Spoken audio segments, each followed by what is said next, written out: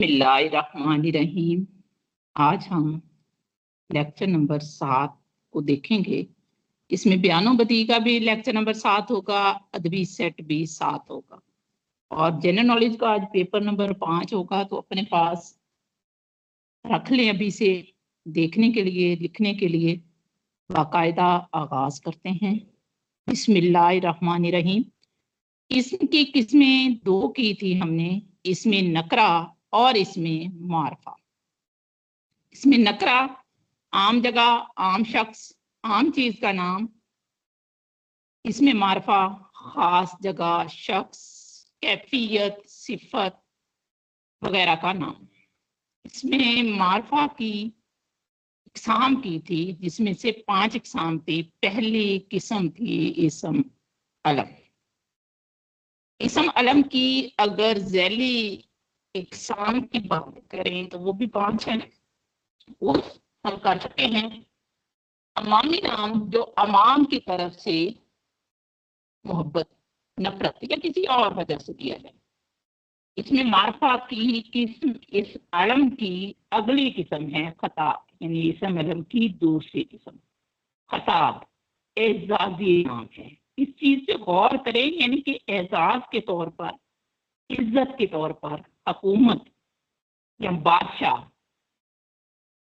کی طرف سے دیا جاتا ہے۔ بعض اوقات عوام بھی اعزاز کے طور پر کوئی نام دے دیتی ہے، جیسے سر شمس العلماء۔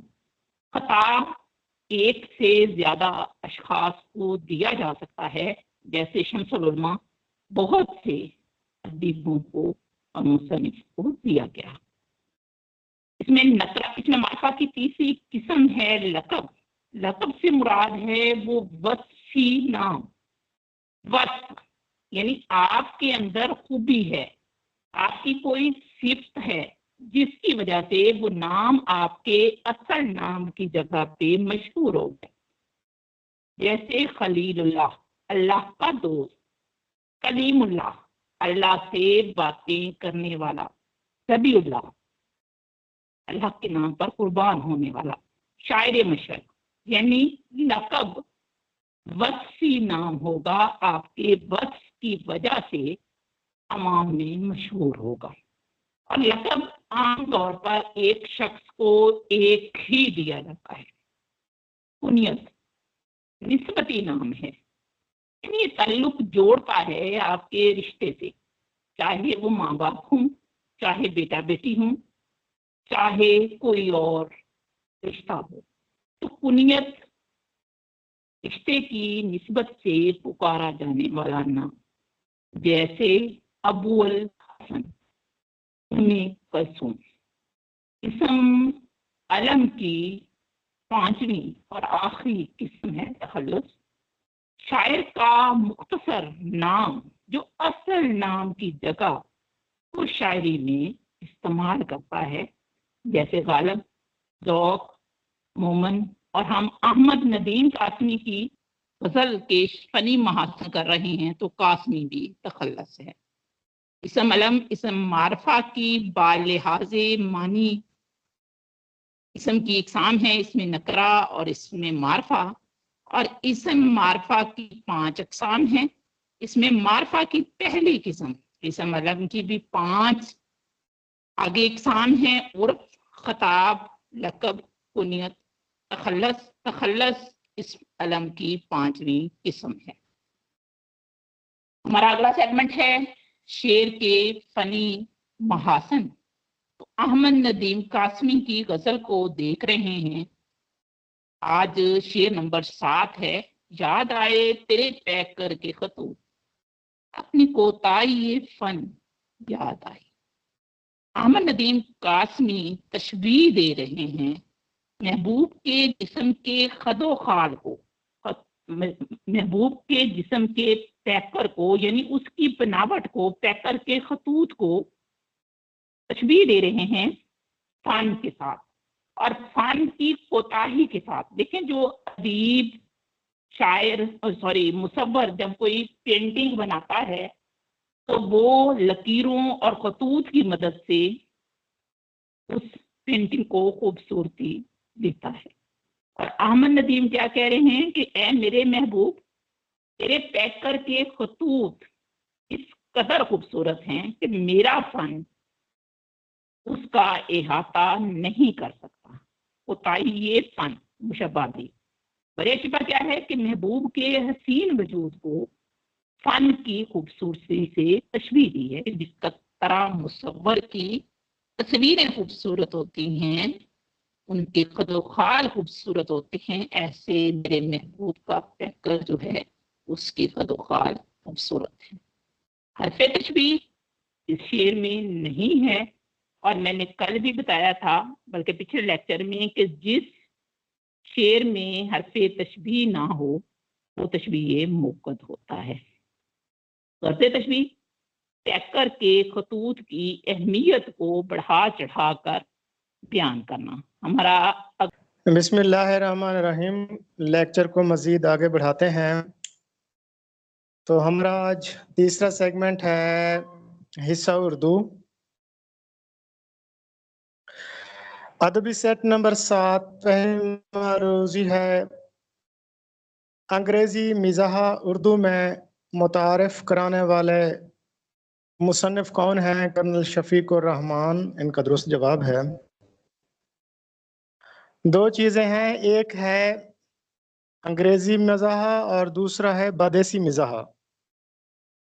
اردو ادب میں بدیسی مزاح متعارف کرایا تھا کرنل محمد خان نے، جبکہ اردو میں انگریزی مزاح متعارف کرایا ہے کرنل شفیق الرحمان نے۔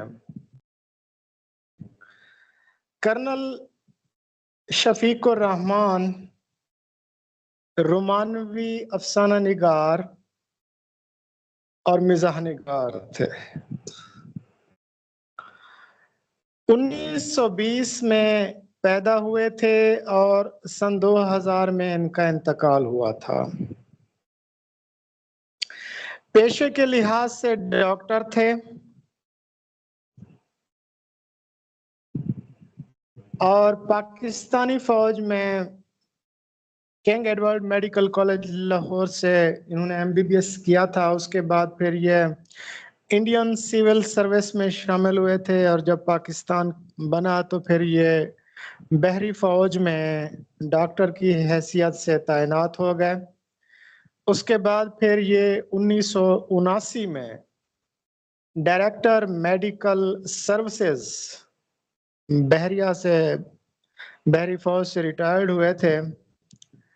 ریٹائرمنٹ کے 1 سال بعد ان کو اکیڈمی ادبیات پاکستان کا چیئرمین نامزد کر دیا گیا۔ اس کے بعد سن 2000 میں ان کا انتقال ہوا تھا۔ بنیادی طور پر یہ رومانوی افسانہ نگار تھے۔ ان کے پہلے افسانوی مجموعے کا نام کرنے ہے، اور اس کا دیباچہ بھی حجاب امتیاز علی تاج نے لکھا تھا، جو کہ خود بھی رومانوی افسانہ نگار تھیں۔ ان کا دوسرا مجموعہ شگوفے یہ بھی بڑا مقبول ہوا تھا، اور خاص طور پر اس میں انہوں نے ایک کردار متعارف کرایا تھا شیطان کا۔ تو شیطان کا کردار کرنل شفیق الرحمان نے متعارف کرایا تھا، جو کہ ان کے دوسرے افسانوی مجموعے شگوفے میں موجود ہے۔ ان کا تیسرا افسانوی مجموعہ بھی اس کا نام تھا مد و جزر، اور چوتھا افسانوی مجموعہ تھا ان کا پچھتاوے۔ ان کا ایک ناولٹ تھا دجلہ، یہ اتنا مقبول ہوا تھا کہ اس کو CSS کے نصاب کا حصہ بھی بنا دیا گیا تھا۔ پچھتاوے کے بعد پھر ان کی 2 بڑی مشہور کتب آئی تھیں، حماقتیں اور مزید حماقتیں۔ اس کے بعد دوسری معروضی ہے مشہور ناول بستی کے مصنف کون ہیں؟ اس کا درست جواب ہے انتظار حسین۔ آپ سب کے علم میں ہے کہ انتظار حسین ایک ناول نگار بھی ہیں اور افسانہ نگار بھی ہیں۔ علامت اور اساطیر کے حوالے سے اردو ادب میں مقبولیت انہوں نے حاصل کی ہے۔ ان کے 4 ناولز ہیں اور 9 افسانوی مجموعے تھے۔ ان کا پہلا ناول تھا جو 1953 میں منظر عام پر آیا، چاند گہن۔ اس کے بعد دین اور داستان، پھر 1980 میں بستی، اس کے بعد تذکرہ، اس کے بعد آگے سمندر ہے۔ یہ ان کے ناولز تھے۔ اب تھوڑا سا بستی کو دیکھ لیتے ہیں کہ بستی کیا تھا۔ بستی انتظار حسین کا دوسرا ناول ہے۔ 1979 کو لکھنا شروع کیا تھا اور 1980 میں یہ شائع ہوا تھا۔ ادارہ ادبیات نو نے اس کو شائع کیا ہے۔ اس کا انتساب حسن عسکری کے نام ہے۔ یہ ایک تہذیبی ناول ہے۔ اس کا موضوع قیام پاکستان، سقوط ڈھاکہ اور ہجرت کرنے والوں کا المیہ، یہ 3 اس کے بڑے موضوعات ہیں۔ مرکزی کردار تاریخ کا پروفیسر ذاکر، صابرہ، عرفان، افضال اور اجمل ہیں۔ ضمنی کردار بھی کافی سارے ہیں۔ اس ناول کا مختصر ترین خلاصہ یہ ہے کہ یہاں بستی سے مراد لاہور کا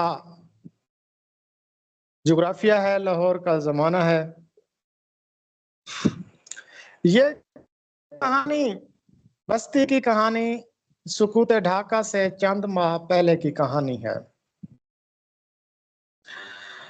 اس کا مرکزی کردار پروفیسر ذاکر ہوتا ہے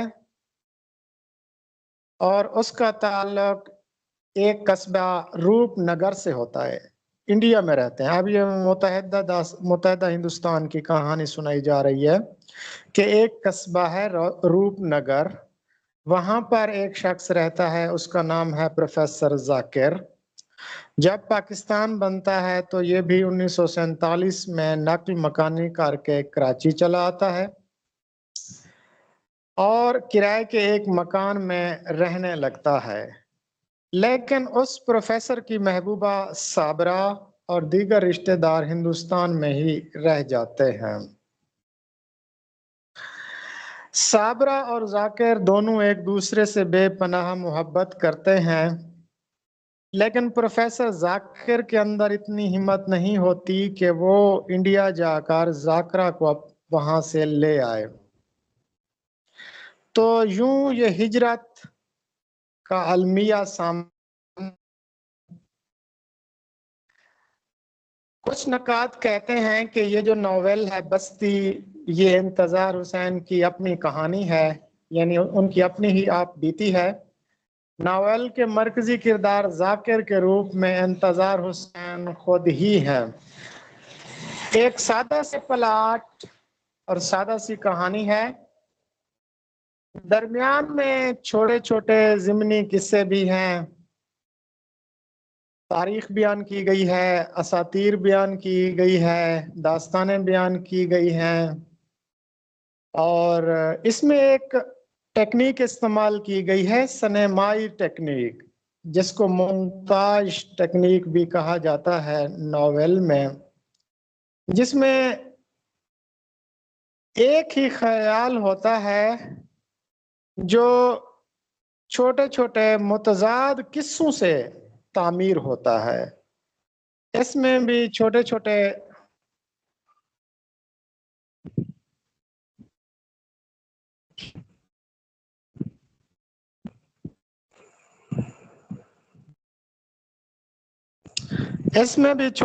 متضاد قصوں سے مل کر ناول کا پلاٹ یا مکمل کہانی کو ترتیب دیا گیا ہے۔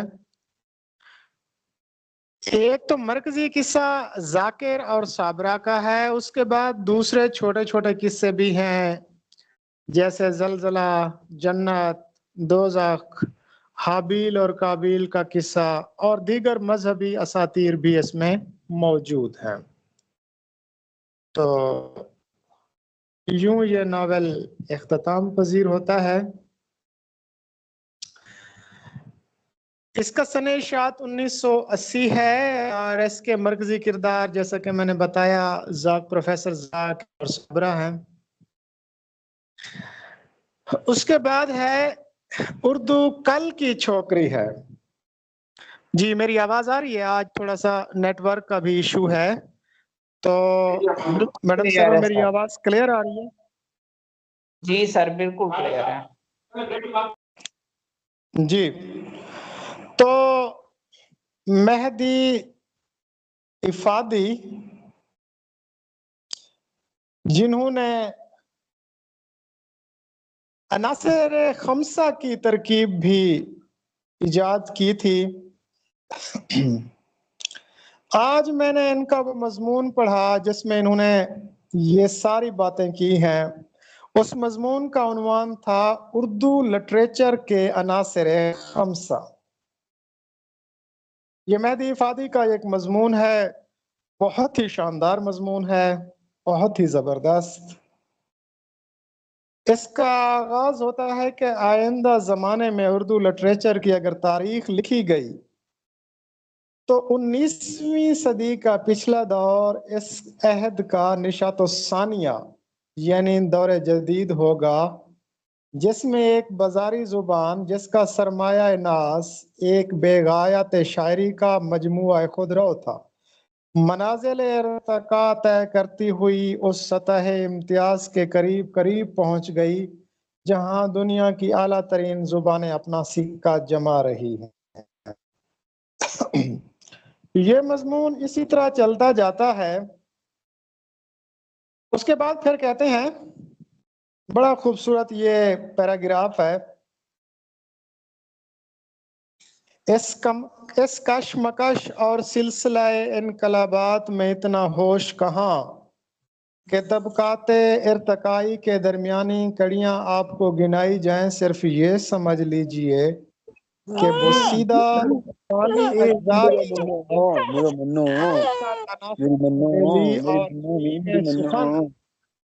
کی شریف ترقیاں عالم وجود میں آئیں، جن سے اردو سا کم سواد لٹریچر ایک دم سے آشنائے فلسفہ ادب ہو گیا۔ اب اردو ادب کی رچنس کے بارے میں وہ بتا رہے ہیں کہ پہلے تو بوسیدہ اور فانی اجزاء تھے اردو ادب کے، لیکن اب اردو ادب کو عناصر خمسہ کی طاقت میسر ہو گئی ہے۔ پھر وہ کہتے ہیں، میری غرض لائق عزت سر سید پروفیسر آزاد نذیر احمد حالی و شبلی سے ہے، جن کے قلم کے سایہ میں اردو یعنی کل کی چھوکری اتنی روادار ہو گئی ہے کہ السنائے یورپ یعنی مغربی زبانوں سے بے تکلف آنکھیں ملا سکتی ہے۔ تو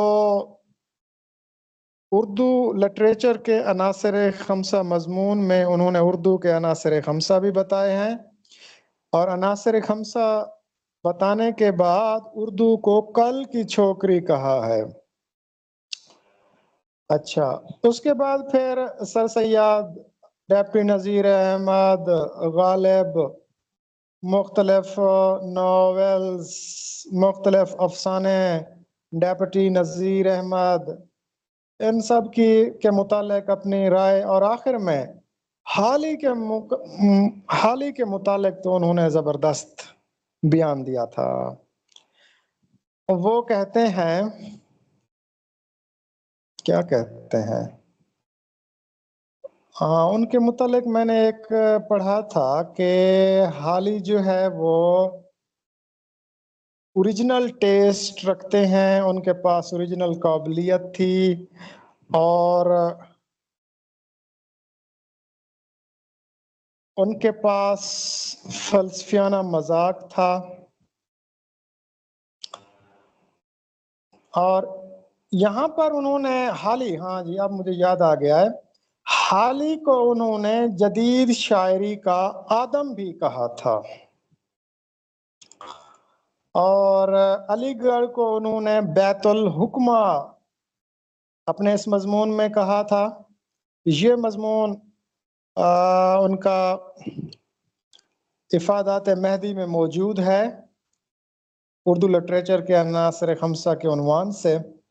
شعر العجم پر بھی بات کی تھی، اور اس مضمون میں انہوں نے شبلی نعمانی کو تاریخ کا معلم اول کہا تھا۔ اور ایک اور مشہور جملہ جو پیپر میں بھی اکثر پوچھا جاتا ہے، سر سید سے معقولات الگ کر لیجئے تو کچھ نہیں رہتے، نذیر احمد بغیر مذہب کے لقمہ نہیں توڑ سکتے، شبلی سے تاریخ لے لیجئے تو قریب قریب کورے رہ جائے، حالی بھی جہاں تک نثر کا تعلق ہے سوانح نگاری کے ساتھ چل سکتے ہیں، لیکن آقائے اردو یعنی پروفیسر آزاد صرف واحد انشاء پرداز ہیں کہ جن کو کسی اور سہارے کی ضرورت نہیں ہوتی۔ تو یہ ان کا پورا مضمون تھا جو میں نے آپ کے گوش گزار کیا ہے۔ اس کے بعد چھٹی معروض ہے داستان باغ و بہار، اس کے متعلق آپ کو بتا چکا ہوں، اس کا خلاصہ، اس کی پوری ڈیٹیل پچھلے لیکچرز میں موجود ہے۔ مثنوی باغ و بہار بھی ہے، ہاں بتائیں۔ سر جی میں کہہ رہی ہوں کیا کہ میں ریڈ کروں؟ ہاں جی چلے آپ ریڈ کریں جی ضرور۔ مثنوی باغ و بہار باغ کے مصنف ریحان الدین ریحان۔ جی جی آگے پڑھیں۔ اردو کے پہلے شاعر جن کو پدم بھوشن ایوارڈ ملا، جگر مراد آبادی۔ مقتدرہ قومی زبان کا قیام 4 اکتوبر 1979۔ مقتدرہ قومی زبان کا نیا نام ادارہ فروغ اردو۔ مشہور کامیڈین عمر شریف کی تاریخ وفات 2 اکتوبر 2021 جرمنی۔ مشہور اداکار دلیپ کمار کا اصل نام محمد یوسف خان۔ ریشہ ختمی بہت ہنسانے والا۔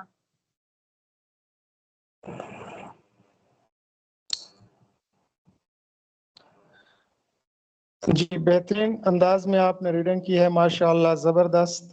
تو اردو کے پہلے شاعر جن کو پدم بھوشن ایوارڈ ملا تھا وہ کون ہیں؟ جگر مراد آبادی۔ پدم بھوشن یہ انڈیا کا تیسرا بڑا سول ایوارڈ ہے۔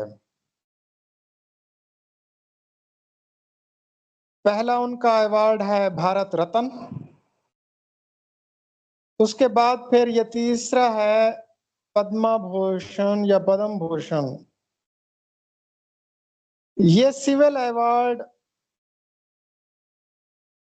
پریزیڈنٹ آف انڈیا دیتا ہے، جیسے ہمارے یہاں پہ صدارتی تمغہ ایوارڈ ہے تو وہیں پر یہ پدم بھوشن ایوارڈ ہے۔ اس کا آغاز 2 جنوری 1954 میں ہوا اور 2010 تک تقریباً 1111 لوگوں کو یہ ایوارڈ دیا جا چکا تھا۔ تو اردو ادب میں جو سب سے پہلا civil award Padma Bhushan award ملا تھا تو وہ جگر مراد آبادی کو ملا تھا۔ اس کے بعد مقتدرہ قومی زبان،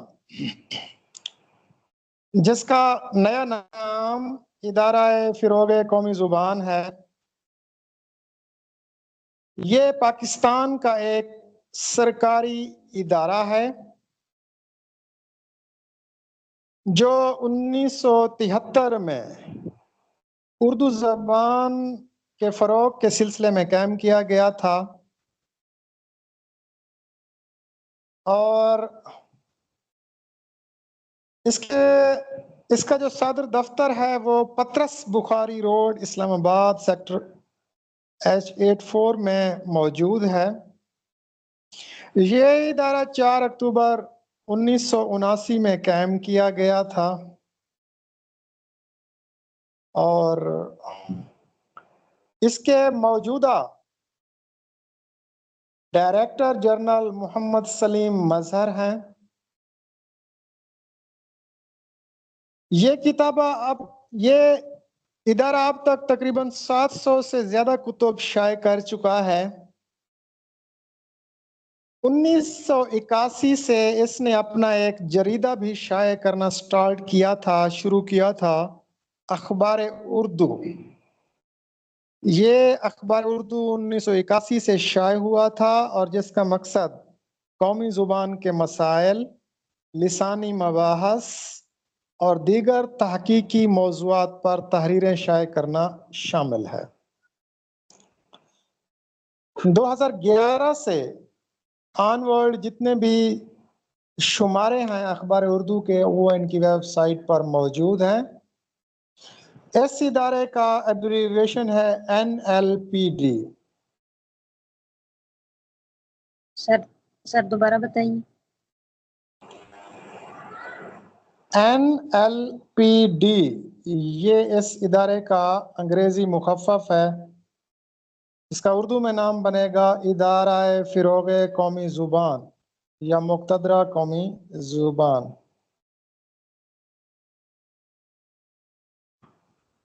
جی، اس کے بعد نیکسٹ مروزی ہے کامیڈین عمر شریف۔ –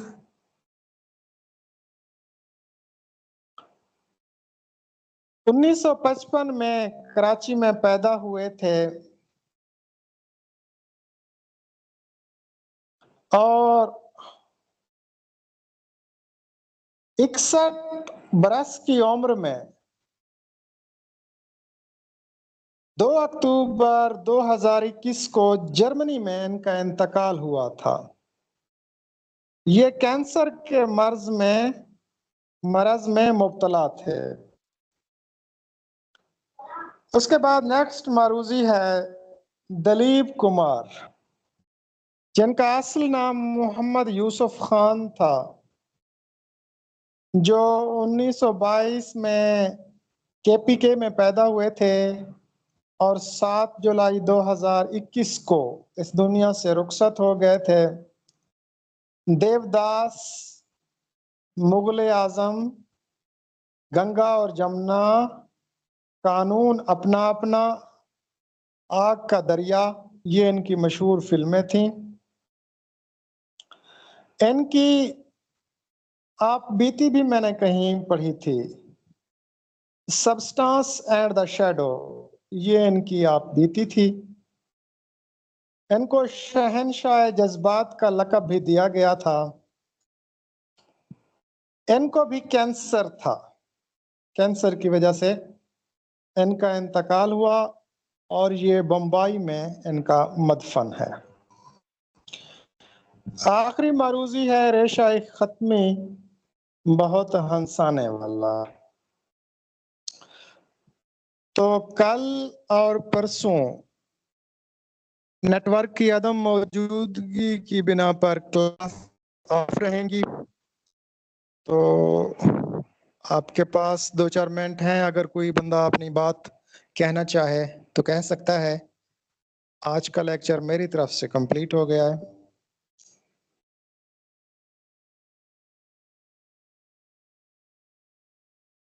سر جی اردو کا جی، مس میمونہ صاحبہ موجود ہیں گروپ میں، اور وہ اب خاموش رہنے لگی ہیں، تو میں مس میمونہ صاحبہ سے کہوں گا کہ وہ کچھ بولیں، کچھ سنائیں، کچھ بات کریں، کچھ مشورہ دیں۔ موجود ہیں مس میمونہ صاحبہ؟ پہلے تو موجود تھیں۔ سر لیفٹ ہو گیا، شاید بول رہی تھی، ابھی نہیں ہے۔ اچھا उनकी तरफ अच्छा, ना वो नेटवर्क left हो का गई इशू हैं। है, बहुत बन रहा है आजकल, तो मुश्किल से क्लास लेती हैं। जी, नेटवर्क का थोड़ा बहुत इशू है इस टाइम। वैसे भी पूरे पाकिस्तान में नेट का इशू हो जाता है, जी और सर। मुहर्रम उल हराम की वजह से खास तौर पर है। तो कोई और मेंबर अगर अपनी बात कहना चाहे, काइंडली सवाल ना पूछिएगा आप। जी बात कर सकते हैं आप, सवाल पूछने की इजाजत नहीं है, जिसने बोलना है वो बोल सकता है।